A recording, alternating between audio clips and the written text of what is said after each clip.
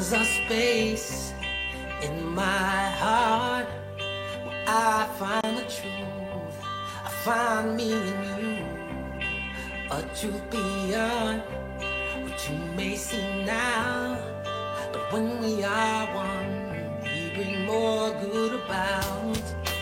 No matter who or what you call yourself or where you come from, yeah.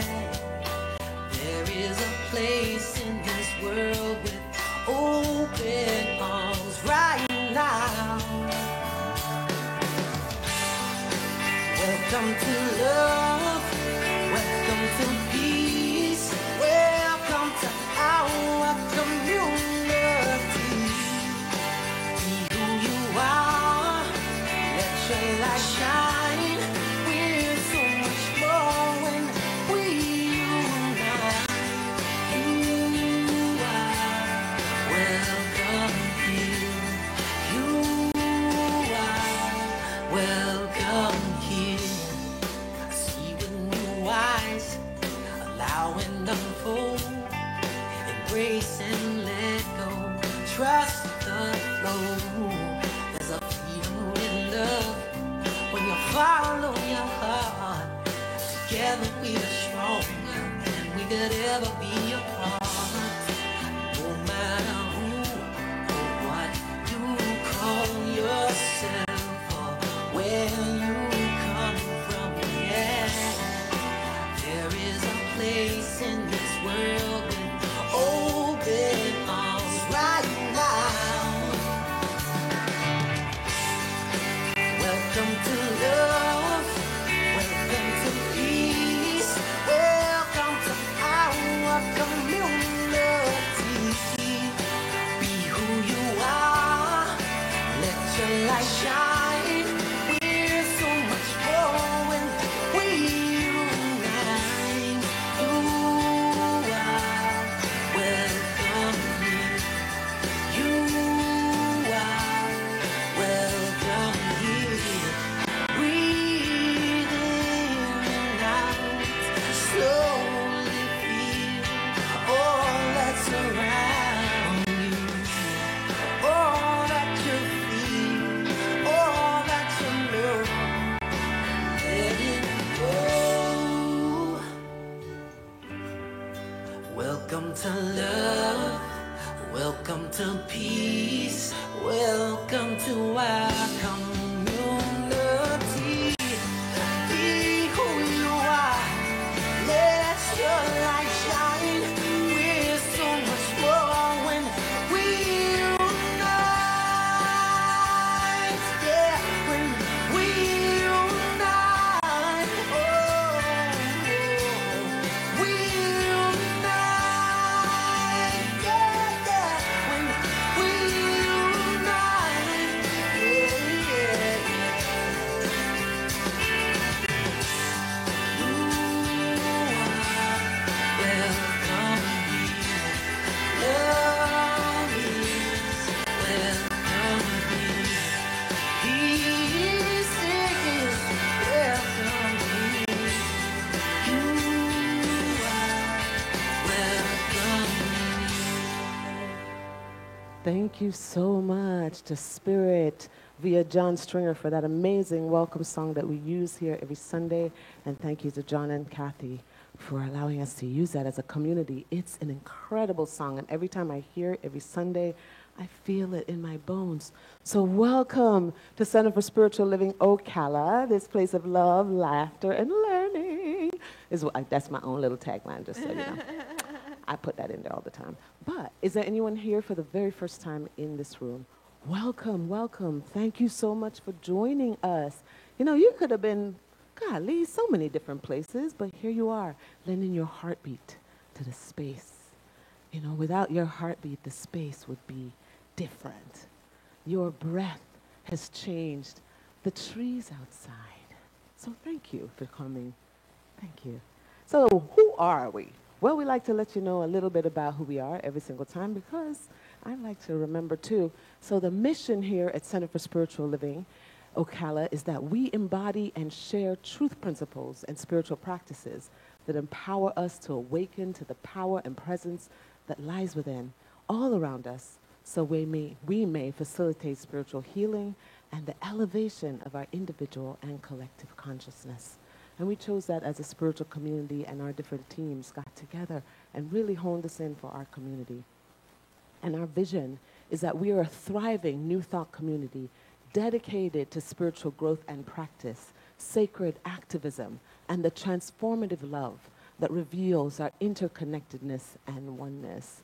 Hello, Jah Love, One Love, thank you. That's why I'm here. I'm Jamaican, man. That one love just shoves me into these beautiful, loving spaces. I love it. Sacred activism is the intersection of consciousness and action. It is a place where prayer and service activate love, and spiritual principles become lived practice.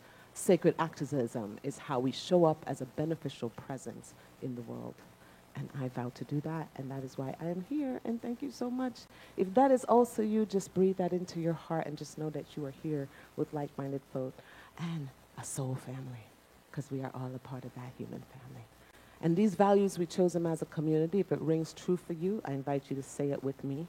Wholeness of spirit, spiritual and personal growth, collaborative, synergistic community, abundance and prosperity, love and compassion, appreciation and gratitude, peace and balance, power of freedom, diversity and inclusion, generosity.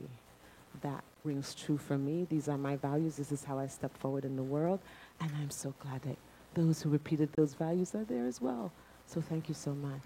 And at this time, I would like to invite our chief inspirator, our team lead for our spiritual circle, Reverend Cindy Grimes, to come up here and tell us how she is doing sacred activism in the world. Reverend Cindy Grimes, everybody.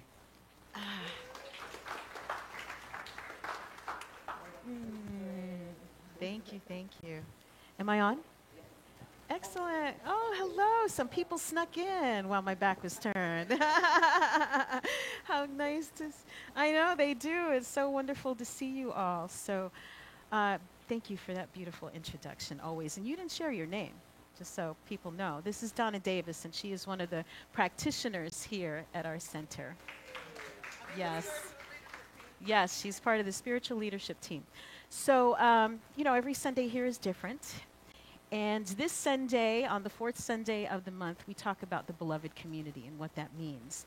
That idea of sacred activism, right? How we show up in the world as a beneficial presence. So, as Donna mentioned, I do some work out in the world away from here, and I have a whole other thing going. And that thing, one of those things is called Circle Up Center for Practical Peace Building. And so I am the co-founder of this organization. Myself and a couple of friends put this thing together back in, it was probably 2019 when we started this. And it came about, I was doing some work myself with a place called the River Phoenix Center for Peace Building, and was invited to do an immersion, what they called an immersion workshop. So a deep dive into peace building practices that was like 8 days. And when, at the end of that, the facilitators gave us a challenge and said, what could you do right away with the information that you've been taught here? And what would be a stretch? What would be over the moon? What would be amazing? So the thing I could do right away was to use some of those principles at Marion Correctional Institute, where I was volunteering, working with incarcerated men. So I took some of those peace-building principles. That was real easy to do. The guys were open. It was amazing. I learned an incredible amount doing that work. And then the stretch, I thought what was going to be the stretch was introducing these practices into centers for spiritual living, like the larger organization. And for those of you who may be new, understand that we are just one of many centers for spiritual living that are all over the world. So there's lots of us, and we have somebody traveling here from another center for spiritual living. So I thought that was going to be the stretch, and it was bigger than a stretch because it still hasn't happened in 2025. But I did introduce it into our community here. And then the thing that was going to be over the moon was to start my own peace building center here in Ocala. Now, if you're from the area, you know that Ocala and Gainesville are very, very different communities, right? So that's why I thought this would be amazing, but probably never going to happen. Well, it ended up happening in Ocala. And so I've been taking those practices, and the organization has evolved over the years and kind of changed focus. But at the core, there's some really, just kind of essential principles. And that's what these are. And I'm going to need my glasses to read them. Excuse me. So we actually don't. We envision safe, thriving communities where all feel valued, seen, and heard. Right? Can you see that? Safe communities where everybody feels valued and heard. We promote and teach best peace-building practices for facilitating connection, building community, and transforming conflict into opportunities for greater understanding and constructive outcomes. So that is our mission and our vision, what we're about. What I didn't say was the day before I went to that immersion training, if those of you who have lived in Ocala for a while might remember this, a young man took a loaded shotgun into Forest High School. Does anybody remember that? And discharged the weapon. He dropped it, discharged it. A student was hit. Thank God nobody was really injured too terribly, although it shook the community and it shook me to my core. That was the school my kids went to. Like, it could have happened, at any moment. And I came out of that training just wanting to do something for our community to keep that kind of thing from happening again. And the folks at the River Phoenix Center had been doing their work for about 10 years and were in the school system and in the police department. And people were becoming really aware of this idea of peace building and what that means in a real practical way. So that was my motivation for starting this organization. And so that's what it was about. That was how it was founded. Let's see, is this working now? So the next thing I want to get to is, what is this idea of peace? What does that mean? What does it mean for you? Because I think it means different things for all of us. So I have a few questions here, and I usually use this training. I do this as a training, and we do it online. So I have a poll, and it's really cool how it pops up, and you get to see how many people answer which way. So we're just going to actually do it in real life, in person. So the first question I want to ask you, and just raise your hand wherever it falls. Do you believe peace is possible? If it's a yes, raise your hand. If it's a no. Okay, cool. Thank you for being honest. I appreciate that. I think, well, I'm not going to say anything else. We'll just let that sit for a minute. Okay, so I feel at peace. How many of you would say most of the time? Okay. How many of you would say sometimes? How about rarely? Or never? No nevers. Okay.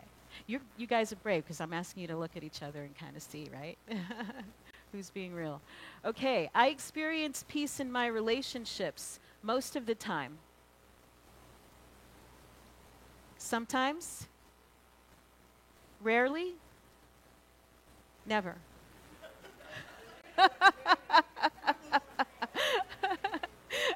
Hazel's just never.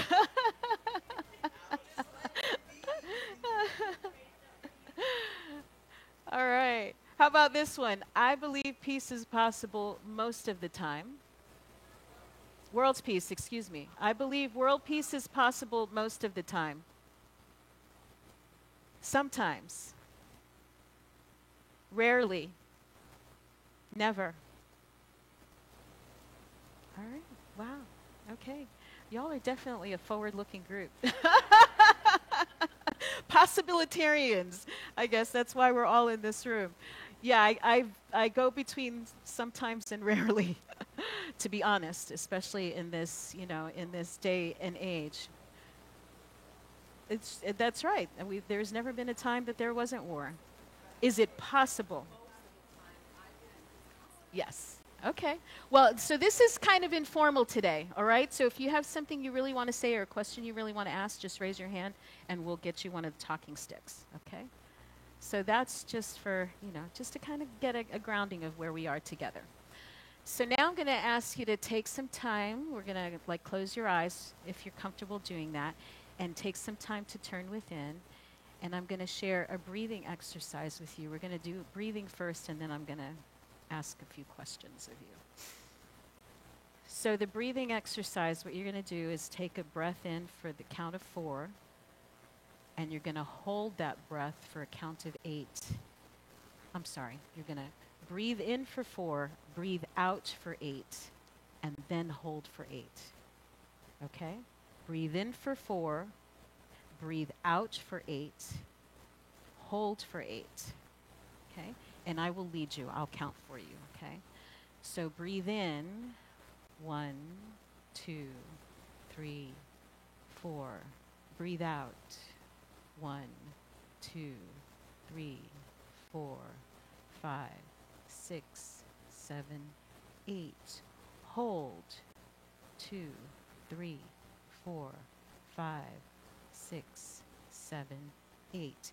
Breathe in, 2, 3, 4, 5, 6, 7, 8. Breathe out, 2, 3, 4, 5, 6, 7, 8. Hold, 2, 3, 4, 5, 6, 7, 8. Breathe in, 2, 3, 4. Breathe out, 2, 3, 4, 5, 6, 7, 8. Hold, 2, 3, 4, 5, 6, 7, 8. Breathe in, 2, 3, 4. Breathe out, 2, 3, 4, 5, 6, 7, 8. Hold, 2, 3, 4, 5, 6, 7, 8. Take a nice deep breath in. And now I'd like you to think about, what does peace look, sound, and feel like for you?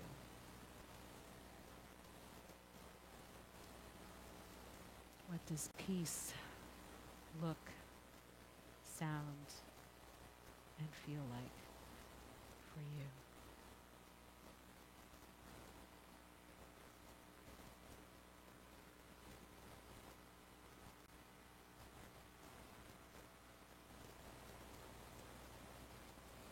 When you're ready, bring your attention back. Sorry about throwing off that first breath. Oops. So, question, what does peace look, sound, and feel like?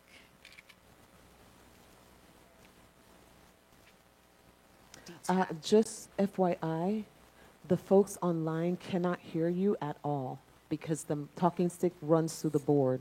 So if you don't have the stick, no one can hear what you're saying in the room.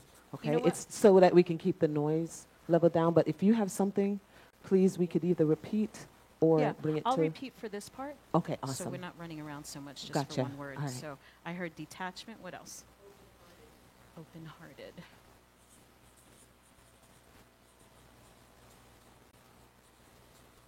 What else? Laughter. Great.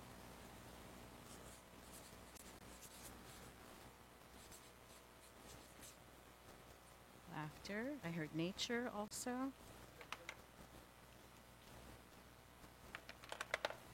Let's go. Nature.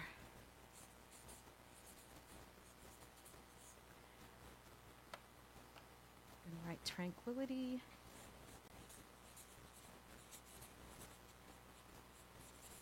I heard gratitude.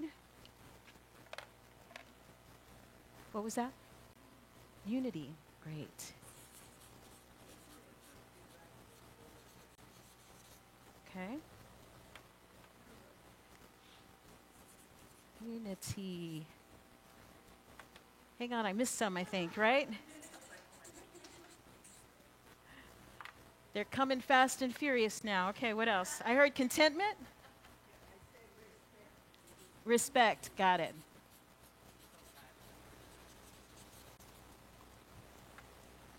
Do you like all these colors?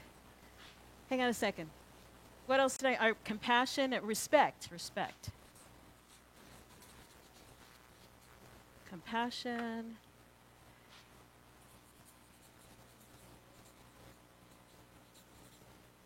Inclusion.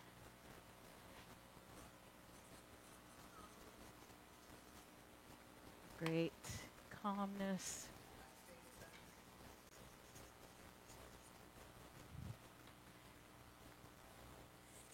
Empathy. Acceptance and self-responsibility.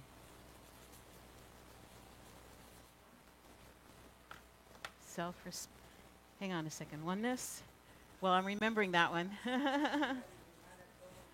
And self-responsibility.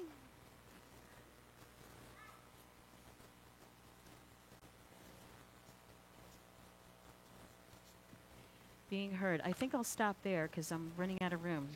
Not because there aren't a lot of wonderful answers, right? What was the one I said? The last one that I didn't write? Being heard. I love that. Nice answer, Hazel.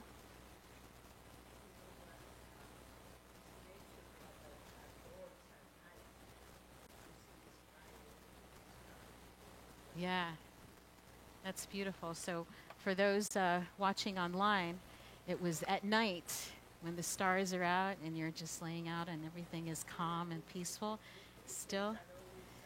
And the creatures, yes, and the creatures, right? So we all have a sense of what this is, right? Of what peace feels like. So, very good, good, good. So you know how to get there. You all have your happy place? Do you have that? I know yours. Very similar to mine. Very similar to mine. Outdoors and being out in nature and the trees. And respect. Did I write? I did write that one down. Excellent, excellent. Thank you for that. Thank you. So when we do these workshops, I was not really joking when I said you are a forward-looking kind of, advanced group of people, because when we do this workshop with teachers and with professors and guys in prison and high school students, you don't always get those kinds of answers, right? So the idea is peace possible. We as in this teaching, which the teaching has been called religious science, science of mind. We would say that anything that we can consciously envision and see for ourselves is possible, So the idea of peace is possible. I believe that. And that is part of why it was important for me to create this organization, Circle Up Center for Practical Peace Building, to kind of get it out in the world so that more people would understand what we understand. So we're looking at this idea of really a tremendous paradigm shift, because most people will say we have always been at war, there will always be war, so why would you even try to create peace? Like what's the point, you silly, idealistic little girl? Yeah, has anyone else ever been accused of being a little idealistic? Like, you don't know the real world, right? You don't know how it really is out there. Yes, I do. I do. We have hope. We have hope. So we're talking about this idea of a paradigm shift. How many of you know that term, paradigm shift? So most everybody has heard that. Okay. Hopefully I'll give you a little bit different angle on it. So a paradigm shift is a fundamental shift. It's a fundamental change in our ideas, on our underlying assumptions of what is reality, right? These things that we take for granted. When we're in the midst of a paradigm, we don't know it's a paradigm. We just think it's just the way it is. This is just how life is, right? It's always been like this. It's always going to be this way. So you don't always know that you're in it until you get out of it. And there are societal paradigm shifts that have happened. There are personal paradigm shifts that I'm sure each one of you have been through. like something that you believed about yourself or you believed about others or you believed about life for a long time, and all of a sudden it just shifted and you're like, wow, well, that was never true. Oh my gosh. So this is one of my favorites, and I have shared this here before, so if you've heard it before, don't mind me, but I think it's just really appropriate for the times that we are in. How many of you have heard of the great horse manure crisis of the 1890s? Anybody?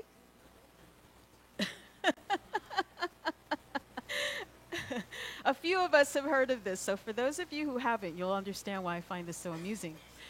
There was truly a horse manure crisis in the 1890s. What was the mode of transportation back in that day?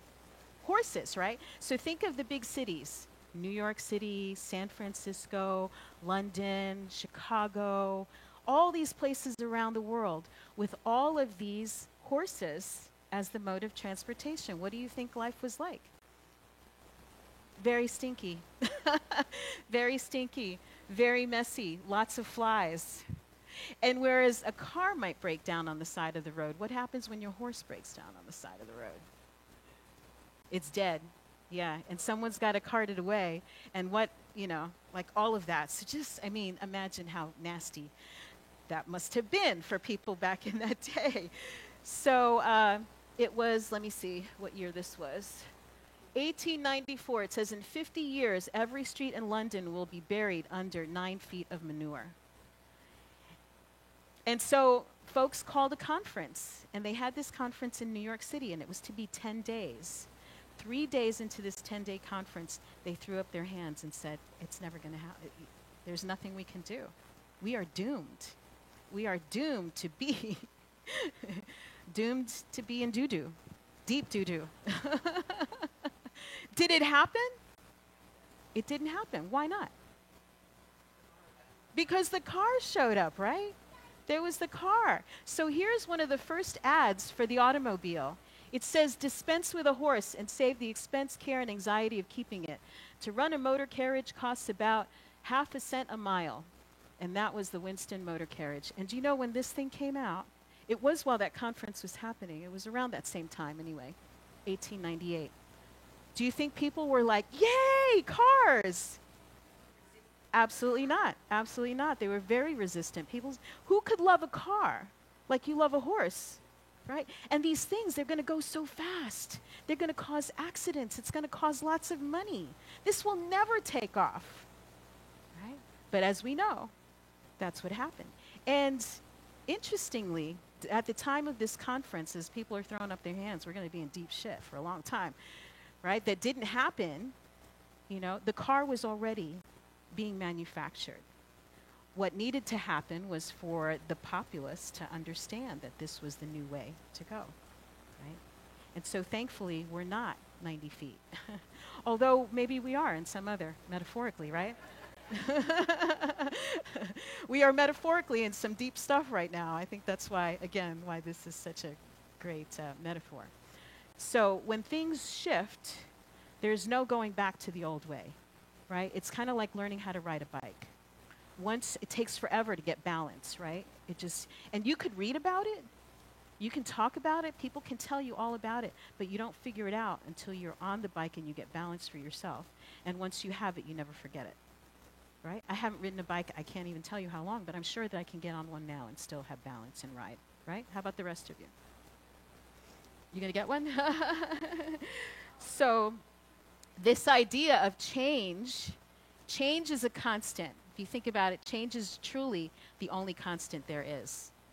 Everything is going to change, right? Everything is going to change. Nothing is permanent. So what we understand in science of mind is using our consciousness, our awareness to direct change. We can do that. You can do that, right? For your own life, right? We can do it individually and collectively, but we have to believe that something else is possible. So here's the thing about change. It's not the strongest of the species that survive, nor the most intelligent, but the one most responsive to change. Right? People think, let's get you a mic, hang on. Oh, you know what? I knew this is not the strongest to survive, not the most intelligent, but the most flexible. Very That's good. what I read in the book.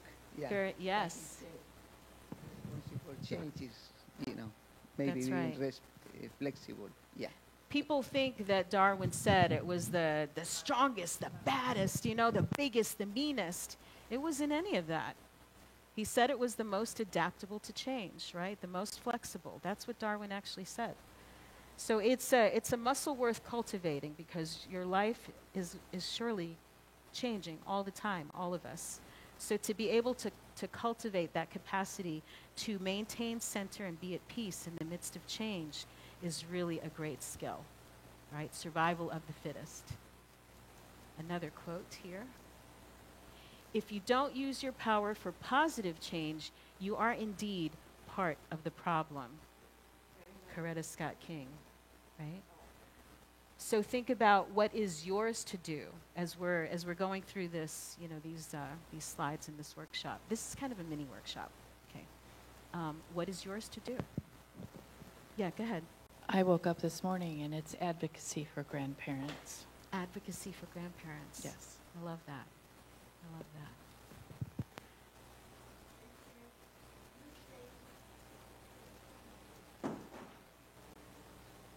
That's right.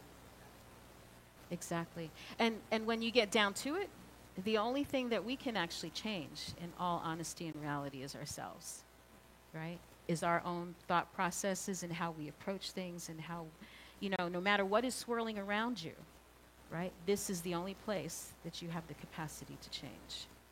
Yes, over here. So that's the disconnect, is that people don't believe that they actually co-create in this world with their thoughts and their way of being.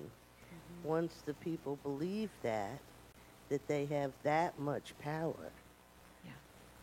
then the world will change. But how do we teach that concept? Yeah, we need to hit a critical mass. You heard of that? Like, it doesn't mean that everybody has to learn at one time, but there are, like, it's a number of people that when they get the concept, when they get the idea, it just keeps going. Does that make sense? Yeah, yeah.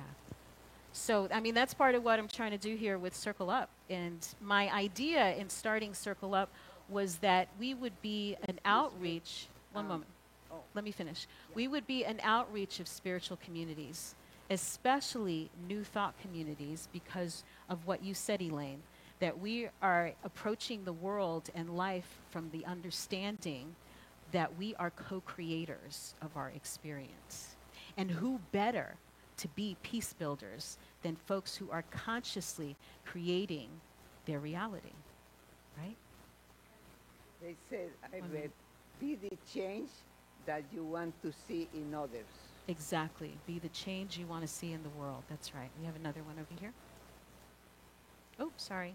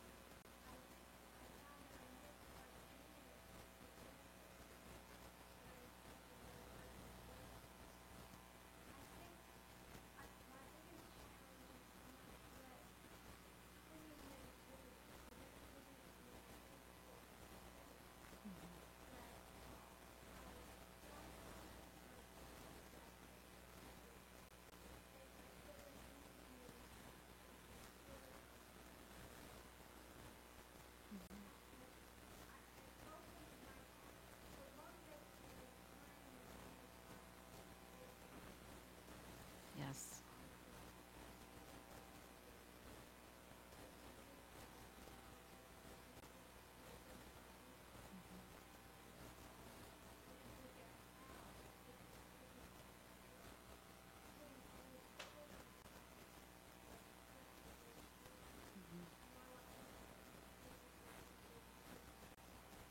Thank you. You said a whole lot there. Compassion, compassion is just tremendous. But we have to have compassion for ourselves first. I've found that when I meet people who are very difficult, who are very angry, unforgiving, anybody else know folks like that? Right? Usually they are hardest on themselves. They have not learned how to have compassion for themselves. When we learn to have compassion for ourselves, it's much, much easier to have compassion for others. Go ahead, Cindy. Oh, sorry. Oops. Okay, thank you. Amy, hi. Getting back to that critical mass that you were discussing, that's what's worrying to me is like this shift with social media. I was reading a Guardian article this morning that was talking, it was an excerpt from a book a person wrote about the manosphere and the commodification of people and their value based on what they have, like, or even relationships. You know, you're rating people and only an alpha man would, I mean, it's really sick stuff where you're not even looking at a human being anymore. Right. What do we do with this? Because it's just invading people's thinking through the internet. It's just everywhere. I struggle with that too because I see it as well. But I think what is the adage? It's always darkest before the dawn. That maybe some of the ugliness and the things that we're seeing culturally have to get to that just, rock bottom, awful place where people say, that's not what we're about. That's not what we're for. That's not what we're here for. That's not what we want to experience. And then it becomes your motivation to do different, right? Yes. So I just wanted to go back to the last point that I think, and funny enough, I saw it this morning as I was doom scrolling as well. But someone explaining the thing about change and how if you're not part of the change, if you're not fighting against things that you think shouldn't be happening, you are part of the problem. Right. Because they say the forward momentum of things happening, if you don't oppose it, allowing it to happen, you're being complicit.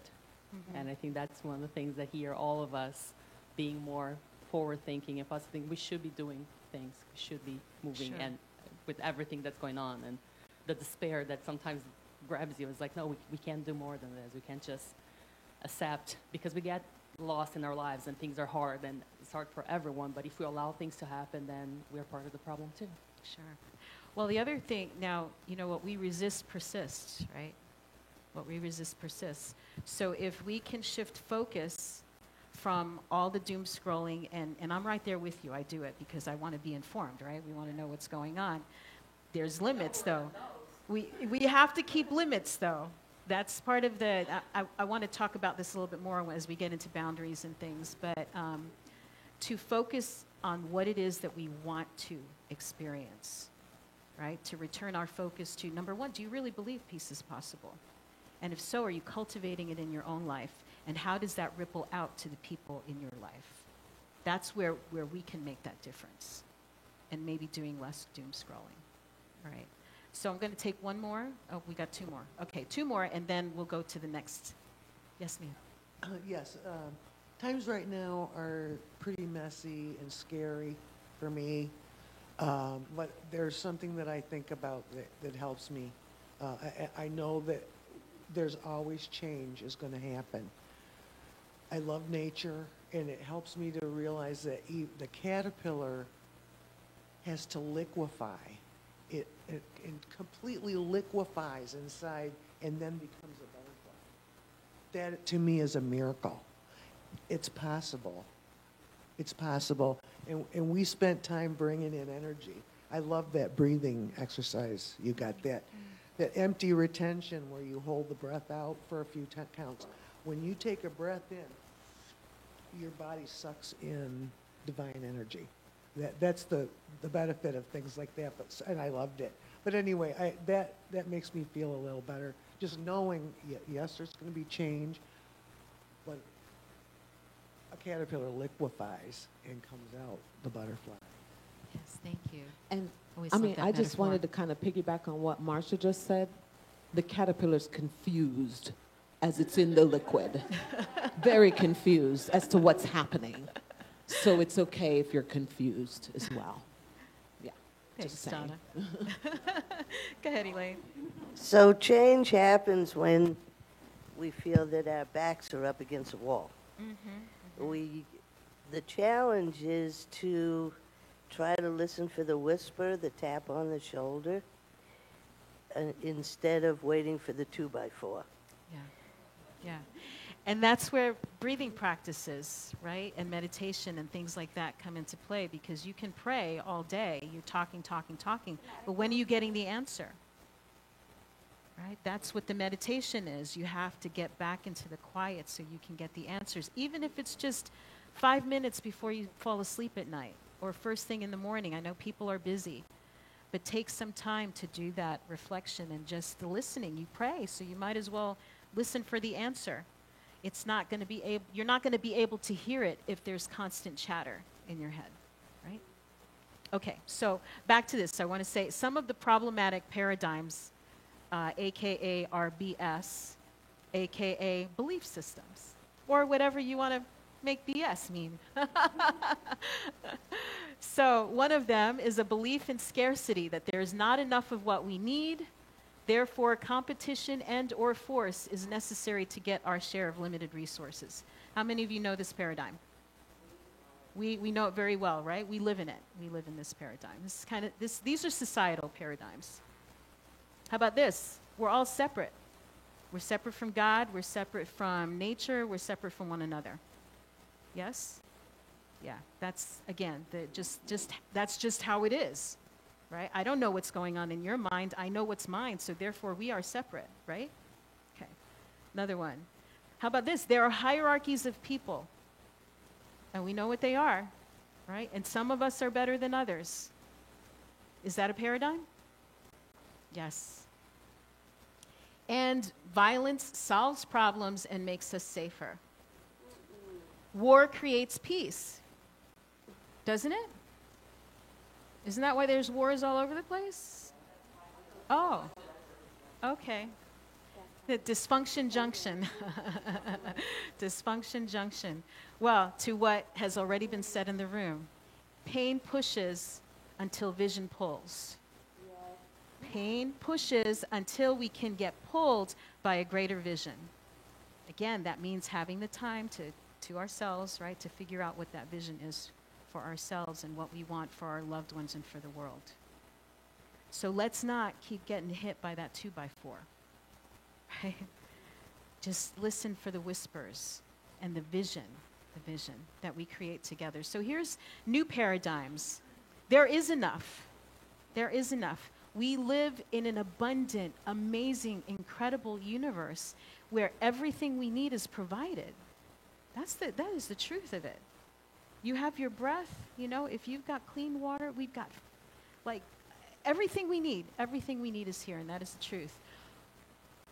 What we lack is the will to make change, to make positive change. You know that right now there is enough wealth, there is enough food, that no one needs to live in poverty, that no one needs to starve anywhere. We have how many tons of food now rotting, as there are people starving in the world because we lack the political will and the decency to make sure that everybody is fed and cared for, right? So what we lack is the will to make that positive change. And as we care for one another, all of our needs are met. Our needs are met. I've shared this picture before, the difference between heaven and hell. Like there's a group of people in hell, and they've got these big, long spoons, and they're trying to feed themselves, and they can't. That's hell. And then you look at the picture of heaven, same group, same long spoons, but guess what? They're feeding each other, and everybody's taken care of, right? It's just a change in how we look at things. It's a change in our perception. We are inextricably connected, all part of the one. I was just reading a piece from one of the astronauts, when these folks go up in space and they look back on our pale blue dot, and you see how fragile it is. You don't see borders, right? What we see is one.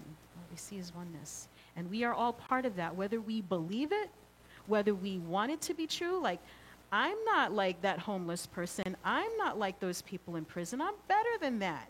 No, we are all connected. We are all part of the same one, whether you want to be or believe it or not. Like you can say, I don't believe in science. I don't believe in gravity. Okay, good luck. Go ahead. Still human. Right? Still human. Exactly. You don't have to believe it. It is so. It is so. So this is one of the things, again, that is so. And gravity is working right now, right? Always, always. How about this one? We are all equal in the eyes of God. Do you believe that? Yeah. You see Legos all as equal most of the time. Yes. You see your Legos are all equal? Yeah. Is that what you said? Okay, great. Every piece. Every piece is important. And if you're missing one of the pieces, you can't put your project together. It's not the same, right? So we are all equal in the eyes of God. And as crazy as things are right now in our government, even our founding documents say it. Although it does say all men. It doesn't say all people, right? All people are created equal. All of us are created equal. And how about this? The end is inherent in the means. Most people think the end justifies the means. We're saying that the end is inherent in the means, that the way that we get to where we're going is just as important as the destination, right? So peace is not only the destination, peace is the way we get to peace. Does that make sense? It is the path. It's not just the destination, it's the path. The path to peace is cultivating peace. And that's for each one of us, every one of us. All right, so here's another paradigm. What if nothing and no one, or no one and no thing, is against you?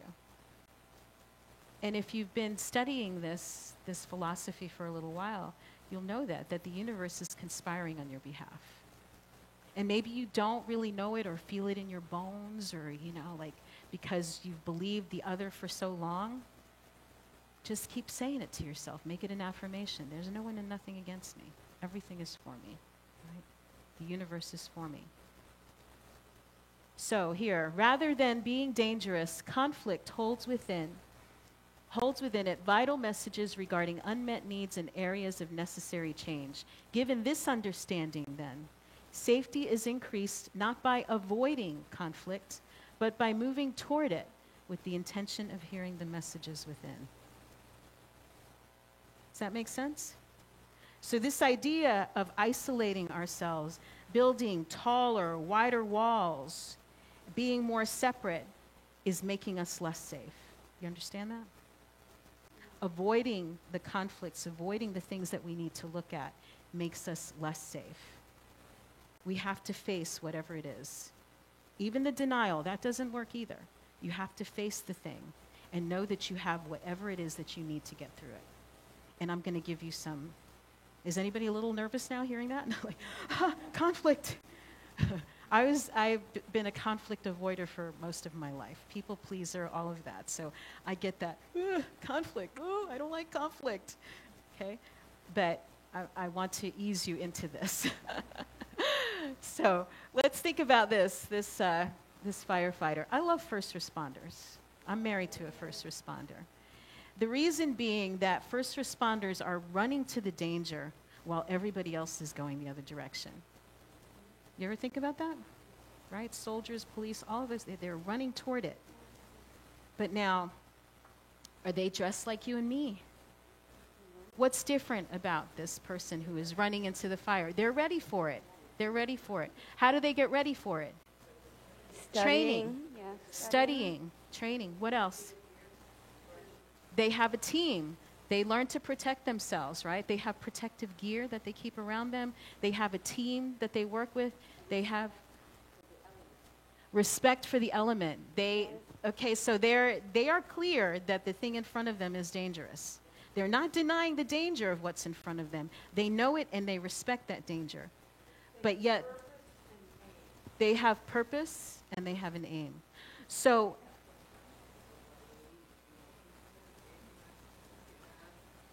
they have compassion. That's part of their reason for doing it. That's part of their purpose, right?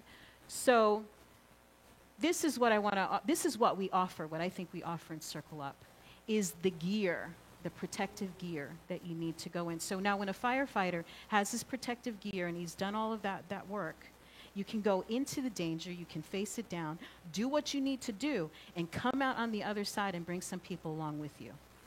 How useful is that? So wouldn't it be good for you to have that same kind of the training, the understanding, the equipment, what you need so that you can go face that, whatever that situation is, and come out on the other side. And you're better, and the people around you are better. And people Right. live as a result. And Because people- I did it. And it was scary to be at that first part, to be at Elmhurst. And this is what we did as nurses, stepping in front of this thing at the pandemic. And every day I remember that pause. The sacred pause is what I call it. So yeah, the gear. Because Norma calls it sleeping on a windy night. You do the training, you do it so often that your body, when called to that moment, goes automatically there. And you lean on the training because the fear will stop you. That's right. But you have to lean on the training, and it's automatic. You get in there, and you're like, oh, I know this, boom, boom, boom, boom, boom. And people were asking us, how? And I'm like, I didn't even think about it. It's the same stuff I do every day at HCA. The only difference is it's in New York. Right. So what she didn't say was that she was one of those first responders and nurse in New York City when the pandemic broke. Right? They said the epicenter, right, at Elmhurst. It was on CNN. I thought, this is where Donna is. Oh my gosh, you know, it was crazy time. It was crazy time. But she had her training, and she had her spiritual practices, and Donna ended up being a mentor for Donna and Norma, both mentors for these nurses that were going into these dangerous situations every single day. And here they are to stand here and talk about it. I think that deserves. Thank you, thank you. Those nurses, 124 strong in my group as team lead, and not one of us got COVID. Not one. And that's with limited resources and a lot of fear. And I'm telling you, these people, incredible. And this teaching saved me while I was there, because I'm somebody who experiences anxiety. And it's debilitating. But this training here, the constant everyday, take the deep breath, spiritual mind, to all of that, I activated every last one. I brought my bowls with me and everything. That's how we started doing sound and vibration. Yep, throw all of it at it, because something gonna work. That's right. This stuff works. Let people call it woo-woo all they want. I know that it works. I wouldn't be sitting here. I wouldn't be here if not for these practices. So this stuff works. We just got to get it out there more and more so we hit that critical mass. So the Dalai Lama, and this is like, we still haven't really come up with a definition of peace. This is probably as close as I'm going to get to it anyway. Peace does not mean an absence of conflict. Differences will always be there. Peace means solving these differences through peaceful means, through dialogue, education, knowledge, and through humane ways. Right? So to accept that there are always going to be differences of opinion. There's always going to be conflict. That's just the nature of life, because we have different understanding and we have different awareness, and life is just life. But if we could move through those conflicts in a constructive way, we can come out stronger, wiser, better, more connected. And that's how we create peace in this world. So what is one of those methods? One of those methods, or the idea, at least this is the essence of what we teach in Circle Up, is our emotional intelligence and our social intelligence. So how many of you know those terms? Social emotional intelligence, great. So EQ, and that was Time Magazine, I can't see the year it was, but says that our emotional intelligence may be the best predictor of success in life, redefining what it means to be smart. So we know there's all kinds of smarts, right? There's book smarts, there's for directions, understanding sports, being a great cook, being an artist. All of those things are different types of intelligence. But this idea of understanding how to self-regulate your emotional state and understanding the state that other people are in is the thing that is going to help you succeed best in life. So what is this social emotional, these competencies? Breaking it down into 4 different areas, the bubbles across the top. Self-awareness. That means understanding your own emotional state. Where are you? What is going on in your physiology? Can you name it? Is it anger? Is it sadness? Is it grief? Is it shame? What is going on inside of here? And then we have, so emotional self-awareness. And then self-management. When that stuff comes up, what do you do with it? Maybe your anger is super justified, but exploding, smacking somebody around is probably not the best way to handle it, right? So we have, under self-management, we have emotional self-control, our ability to adapt. There's that again, adapt, flexibility. Our achievement orientation, like we want to, accomplish things. We want to get things done. And also having a positive outlook. How can you bring yourself back to that space? Then we have, so that's the self stuff. That's what you do in here. Then the next thing is how you bump up against other people, your social awareness. So having empathy. And what does empathy mean? It's similar to compassion. Empathy is being able to put yourself in somebody else's shoes, right? To understand what somebody else is going through. Compassion is taking it the next level, because not only do you feel what someone is going through, but you want to take action to help make things better for them. Empathy is feeling what they feel. Compassion is taking action. Yeah, you got to come to the workshop for that. Yes, it has something to do with mirror neurons. So empathy. And how about organizational awareness? You know what that is? That's like when you have a workplace and you know somebody that, this is your go-to person, but you don't talk to that person before they have their cup of coffee in the morning.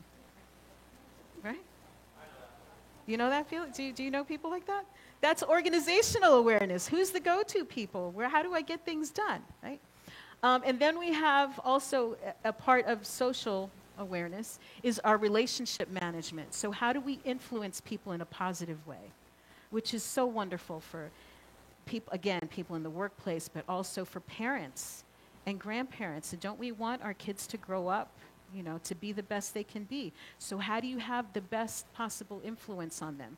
Being a good coach and mentor, same idea. Conflict management. Do you run when there's a conflict? Or can you look at it and know what needs to be done and do it? That part, right? And then we have teamwork and then inspirational leadership. So all of these things are social emotional competencies, and this is kind of what we focus on in the Circle Up trainings, is how we build our social emotional muscle. Why is social intelligence so important? And why is it more important even than IQ? I think we've kind of established that already here, but we are social beings, wired for connection. Again, whether you believe it or feel it or not, we are one, and we are wired that way. We need other people. Strong relationships improve immunity and buffer us from disease. How many of you know that's true, right? To have your people. It's really important that we all have our people. And I hope for folks that are here, and I know this is true, right? For a lot of us here, that this is our place. We may not have the best relationships with family members. Maybe that's not your best go-to place. But have some friends. Have your people. It's really super important. Use of social intelligence is what enables parents, teachers, and leaders to motivate others to do their best. And then social intelligence is what helps groups overcome division, conflict, and hatred so that they can live in peace, so we can live in peace. So I created a curriculum. It's 12 sessions. And I've done it in a lot of different ways. I've done it over like 3 full days. I've done it once a week. I've done it over a year's time. Just all different ways that we can do it. And I'm presenting it here to you all today to just see how much interest, if any, there is in bringing this work to our community and tailoring it for spiritual community. And then maybe that's how it gets out to the rest of the Centers for Spiritual Living community. But our intention in that workshop is to raise consciousness, to develop compassion, and to help participants experience and appreciate the interconnectedness of life as we explore our power to affect personal and collective change. So it has to do with the self.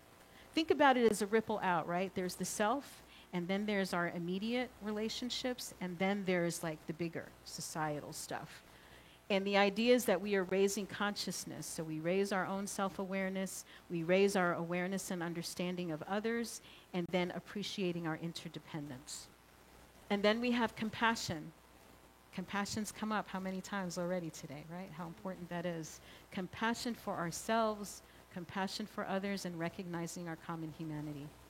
And then we have connection. So with ourselves, it's developing those mindfulness practices so that we can come back into connection with that power and presence that is in and around and through everything. And we can know that and feel that and be solid in that understanding. And then connection being our relationship skills, and as we go further out, is how do we serve? How do we serve?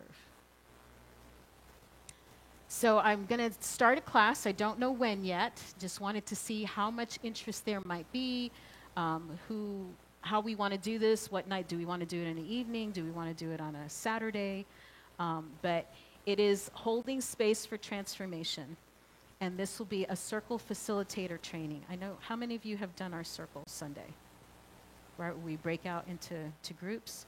So how you would be able to facilitate those groups, as well as facilitating circles in your home, you know, with your family, or in your neighborhood, or in your workplace. And if not facilitating circles, at least understanding the skills that go into circle facilitation. So 4 sessions, in person or online. And session 1 would be talking about creating that container of safety, because the circle is a universal symbol, right? And it has to do with wholeness. There's a lot of reasons that the circle is so important. How do we create space where people feel safe to be able to go through these situations, their conflicts, their own inner angst, their pain, and again, that messiness, that gooiness of the caterpillar, right? And knowing that you're going to come out a butterfly. So creating sacred space. Session 2 is on speaking the truth, holding grace, exploring boundaries, emotional safety, and effective communication. Then we have compassion in conflict, how to facilitate when there's a little tension, and some practical stuff for, you know, when people get off track, how to bring people back in, and then integration and embodiment. So it's going to be real interactive. People will have opportunity to facilitate circles and get comfortable with that.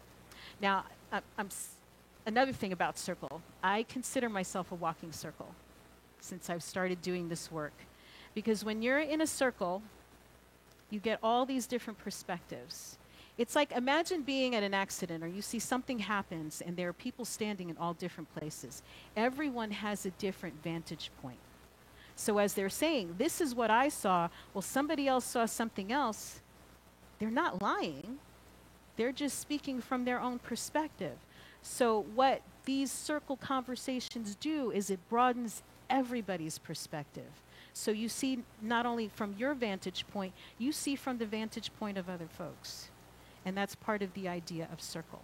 So I'm a walking circle, like I said. If I have something, I have a conflict with somebody, they may not know I'm doing circle with them. But I know my position. I know from my angle. I want to know from yours. What happened from your perspective? And then this is how it impacted me. But I want to hear how it impacted you. These are the 4 questions of a restorative conversation. The third one is, well, now that we've had this situation, how do we make things better? I have some ideas about that. I'd like to know what your ideas are.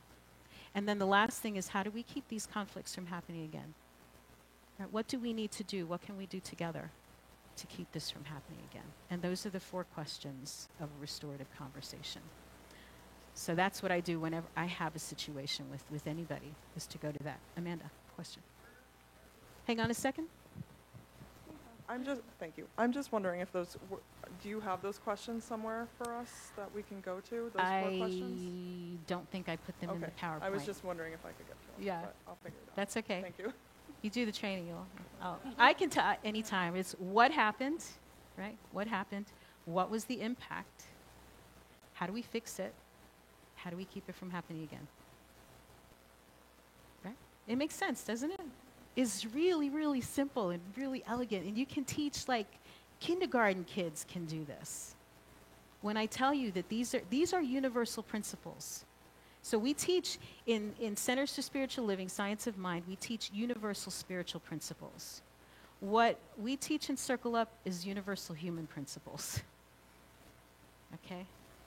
So this is stuff that relates. It doesn't matter how old you are. It doesn't matter your gender or how much money you have or whatever. This is the stuff that we all deal with as human beings.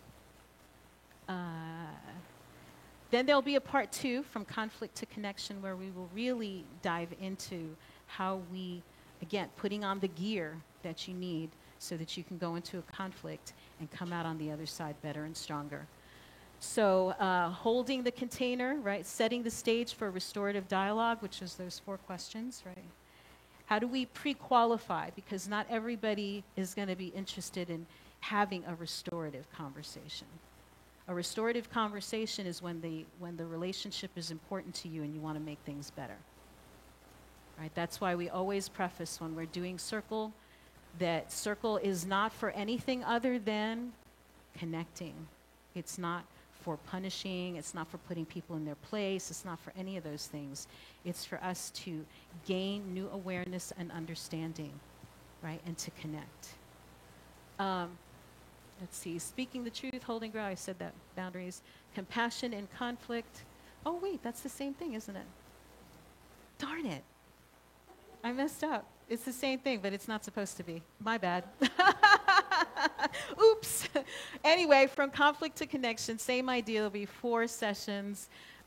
We will focus on conflict instead of just, like you would have the basics by then of how to run Circle. In this other workshop, we would be doing the conflict circles, okay? You see, all right, so I threw a whole lot of stuff at you. How many of you would be interested in taking a class like this? Great, great. So how many would prefer a weeknights? The other choice would be like a Saturday. A Saturday? How many do we have for a weeknight? And then we'll do a poll and figure out the weeknight. And how many feel like a Saturday would be better? Well, we're about even, so maybe we'll do both, right? We'll do on a Saturday and we'll do it on the weekend. So and we might want to do a hybrid in case people on our online community would like to join us. Absolutely, absolutely. And then there's the 12-session course. So that's what we do through Circle Up. My intention from the beginning is that this work would be outreach of New Thought communities. So not just us here in Ocala, but that we put something together that could be used in Unity churches and other centers for spiritual living all over the world if they're interested. Because it makes sense to me that we would be the peace builders of the world. Don't you think? All right. Questions, comments? Yeah, I just want to say that I know that Circle Up is set up as a 501c3 and is open and welcomes donations as well, correct? Oh, yes. So the work can be carried on. Absolutely, yes. Thank you. It seems, we've done this work for like Boys and Girls Club and some of the organizations around town, and a lot of the folks that need it the most don't have the money to be able to pay for it. And I have to make a living.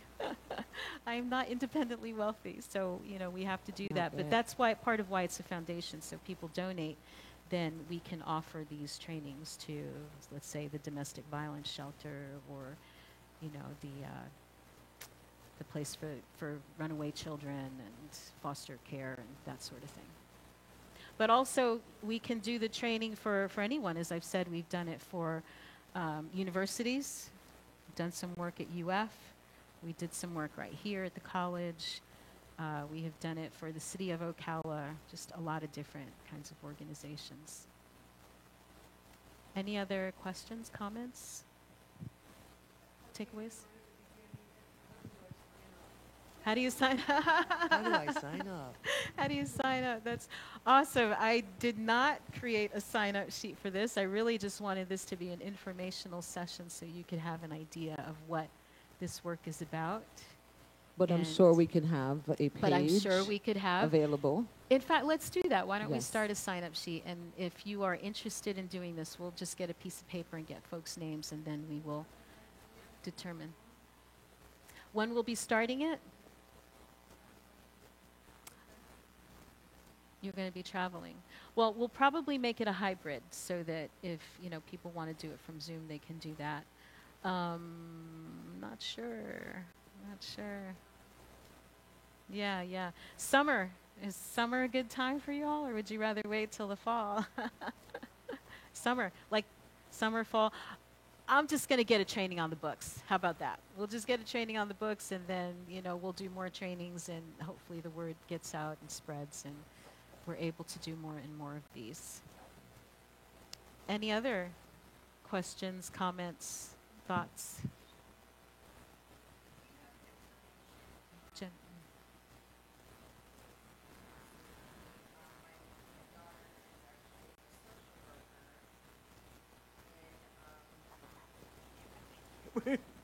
So the people online.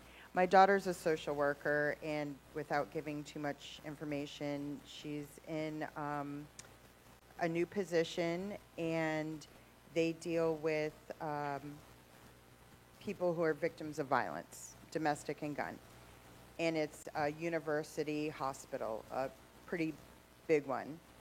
And they're having some inter-department conflict. Different teams are not communicating well. Do you have something that I can connect you with her, like something on a big level? Because she thought she could tackle it from within the department, but because they're part of a university hospital, it has to be system-wide. And so they need something, and there's some race relation issues that they don't think they have because the people not affected by the race relation issues don't realize there's a race relation issue. So Exactly. yeah, That is fascinating. And yes, Yeah. I've done that through River Phoenix Center for Peace Building. So we'll talk after. All right. Anything else? Go ahead, E-Man.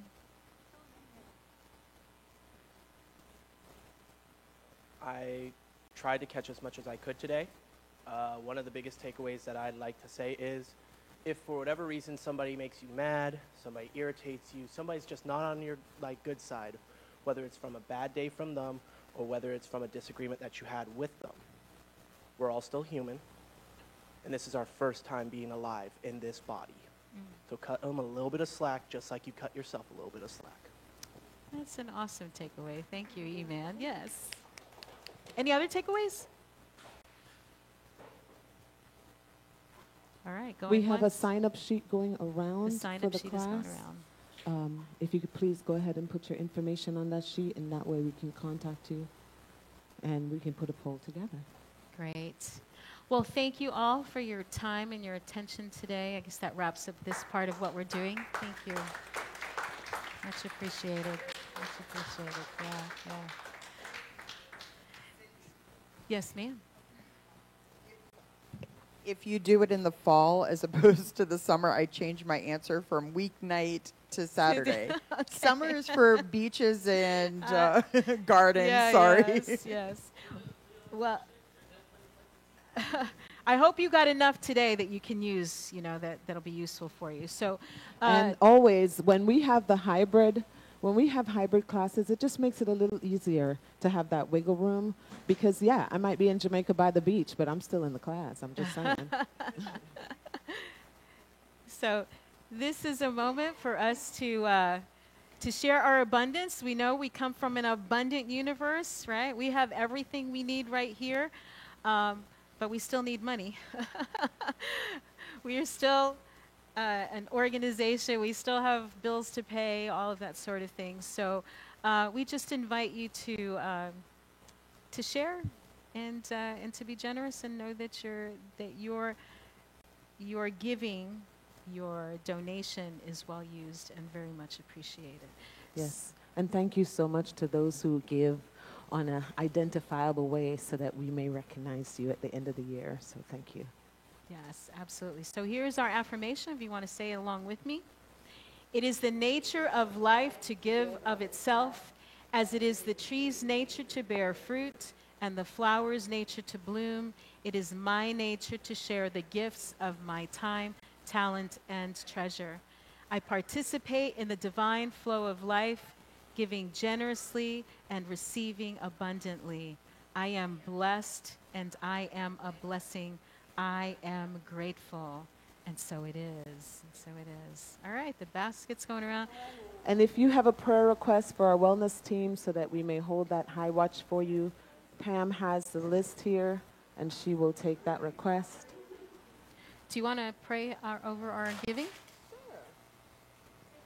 Also, if you don't have cash or check or whatever, you can always do the text to give, text to tithe. It's a wonderful way to do it. Once the number is programmed in your phone, that number right there, you just put the amount of money you want to send in the message, and it goes from you to us. Very easy. Question? No? Oh, gotcha.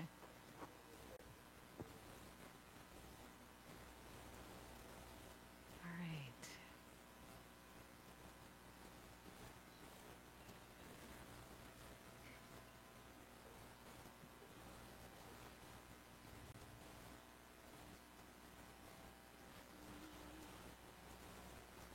Right.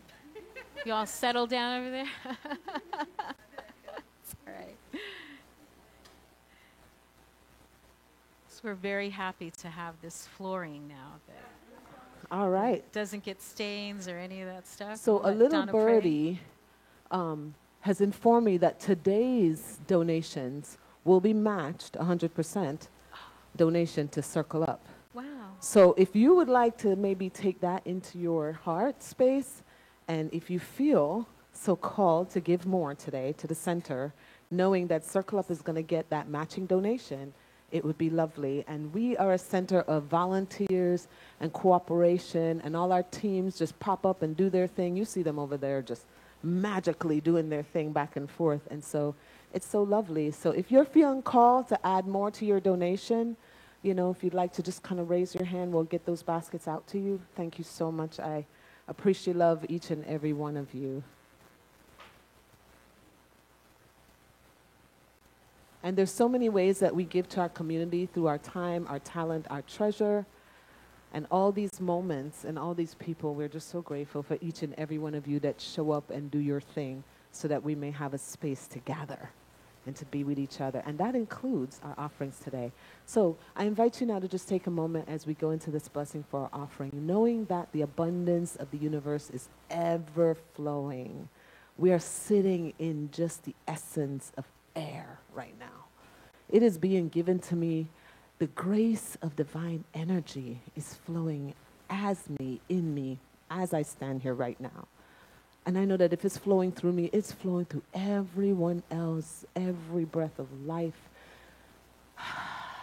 together, symbiotically moving. I'm so grateful for the abundance of the universe and how it flows through me and as I activate my good, placing my good in this community, knowing that it is pressed down, multiply, unfolding even more for me. I know it's true for me, it's true for everybody else who have given their time, their money, their talent, their essence to this community.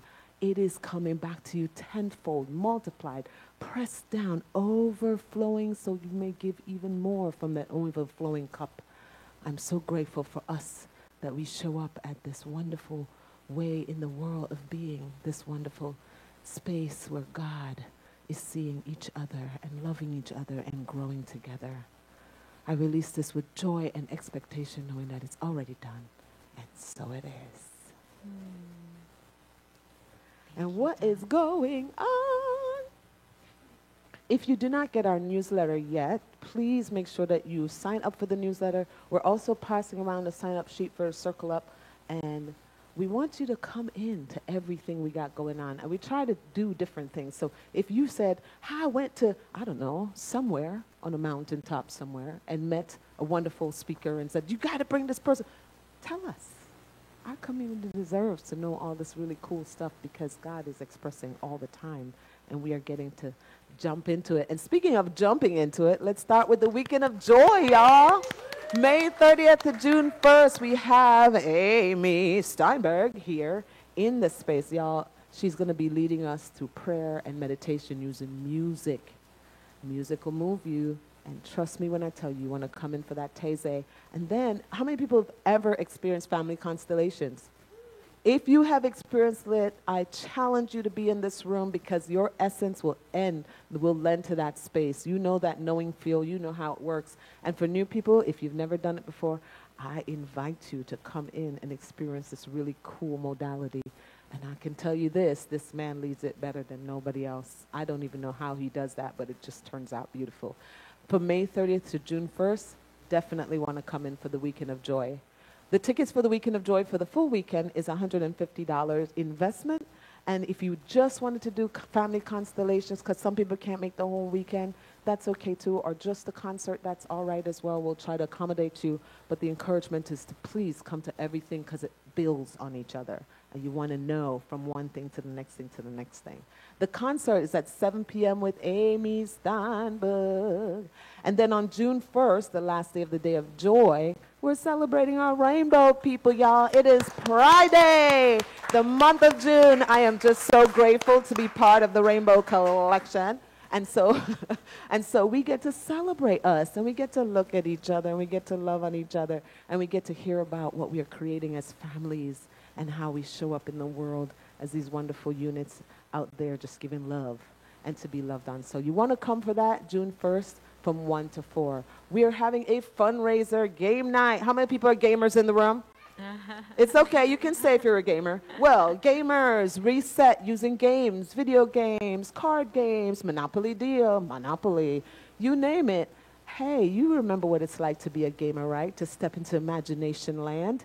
So this is what we're going to be doing. We're going to be celebrating games, and we are having that game night. We're also going to be feeding you with a pasta dinner. It's $15 for that. To be able to get a part of that pasta dinner, you get to try different types of pasta. And we're going to have raffles. So there's going to be a raffle over here for some smaller items, and then a silent auction is going to be happening for our larger items. I'm talking about some stuff that's worth some really big moolah, y'all. So it's coming down. You want to be here for that. If you have a donation, something that you're like, oh my gosh, people would love this, I would love to move it on to the next person, please come see myself or Norma, and we will get you that donation settled in. Lesson music is by Shabab. Y'all know their name, right? Shabab, Shannon, and Bob are going to be coming, and they did breath work for us last time. This time they're going to be doing a concert. So you want to come in for that. They're going to be doing the talk at 11 a.m. on Sunday, and then doing the concert at 2. You definitely don't want to miss this powerhouse couple. Talk about doing some wonderful stuff in the world. They're all over Mexico, all over the place. They were just in North Carolina, yeah. And we get to have them here, sweep that beautiful essence right into our space. Isn't that great? And we get to enjoy that. Our Spirit Monthly newsletter, if you did not get the newsletter yet, please, please, please let us know. Let us sign up for that. And the Science of Mind magazine. We have Erin coming from our bookstore back there. Erin is going to share the reading for today from the Science of Mind magazine. Y'all, sometimes when you leave here, you feel so good, and you're like, yay, I want to cultivate this feeling for the rest of the week. Guess what? There's a magazine, y'all. There's guidance. Hold on. Thank you, Donna. And actually, I am not reading today's because there was one from earlier this month from May 17th seemed to be a better fit for me because this one is all about, it's cultivate inner peace. Very appropriate for today. So the first is a Buddha quote, peace comes from within. Do not seek it without. And from Ernest Holmes, peace is at the center of your own soul. It is the very being of your being. We all know the saying, no matter where you go, there you are. Have you ever noticed that even while on vacation, we may find ourselves, or notice other people, grumbling and arguing over petty annoyances? We might be in a paradise setting with sunshine and gently lapping ocean waves, and yet, If we are angry, sad, or frustrated, the picturesque landscape is lost on us. Regardless of where we go, we take our feelings, experiences, and attitudes with us. We cannot escape ourselves. That's why finding ways to cultivate inner peace is imperative. Such a daily practice can be as straightforward as setting aside a few moments each morning to simply breathe. Perhaps reading these daily guides, observing nature, meditating, or listening to calm music can help us quiet our minds and bring more stillness into our lives. Or maybe a yoga class or a morning walk allows us to clear our minds. Even with peaceful practices, stressful situations still occur. In those times, practice the pause is a useful quote to remember. Before lashing out, condemning, criticizing, judging, or complaining, try taking a time out to breathe and regain your composure. By doing so, we will be better equipped to avoid merely reacting in a habitual negative way. Instead, we can respond to outside stimuli from a place of inner calm. Our well-being, our inner peace, deserves our attention, no less so than the attention we give to the food we consume or the physical exercise we do for our bodies. With inner peace, we won't miss beautiful moments when they are present. In the affirmation, I breathe in peace, I release anxiety, I bring peace into my soul. Thank you. Thank you. Thank you so much, Erin, for that. And the bookstore does have the Science of Mind magazine. It's for 2 months at a time to save some paper, so that's really great. We also have volunteer opportunities. I encourage you to scan that QR code, and Cole, who is part of our tech team, he's probably going to be watching us at some point because he's not here today, but we definitely need to plug you into one of our teams. We have so many people who come and do different things here to make this entire engine run, and it's wonderful. All right, and so our kids came to us a little earlier than Iman was anticipating. It wasn't you, huh? But here they are, and come on, guys. Y'all come to the front this time. You got to come up, Nana. They're not coming without you. This little light of mine, I'm gonna let it shine. This little light of mine, I'm gonna let it shine. Where are my dancers in the room, y'all? This little light of mine, it's okay to move. I'm gonna let it shine. Let it shine. Let it shine. Let it shine, shine. If I dare, shine, shine. You know you want to. Shine, shine. All right. It's such a paradox because if we're too loud, it's too much stimulation and they go running for the hills. And if we're not got enough energy, they just don't want to be in the room with you. You're boring. I'm sorry. You know, I read somewhere where somebody said, you're not extra, we're just basic, and it's okay. So if you could just rub your hands together, here they go. They are mumming through. See if you can hit them with that energy as they come by. Dancing tends to do that. Here we go. We honor you. We see your light. May it shine on all that you do. To all the children out there coming in, even at this very moment, that means for them too. And at this time, I invite you to just take that in within yourself. You know, you were a kid at one point, right? You ran around at one point. You were told to shush at one point. And here we are. I honor you. I see our light. May it shine on all that we do. And as an adult, I take care of that inner child, and I allow my inner child to dance when it's appropriate, and to laugh, and to make noise, and to be in that space of imagination, and to be seen and be heard, and to allow us to remember joy because this is who we are coming in, and to respect the 90-something-year-old woman that is in that form, not yet here. I may never meet her, but I respect her as her grandmother. All right. And now for the prayer of protection from our Unity brothers and sisters. The light of God surrounds us. The love of God enfolds us. The power of God protects us. And the presence of God watches over us. Wherever we are, God is, and all is well.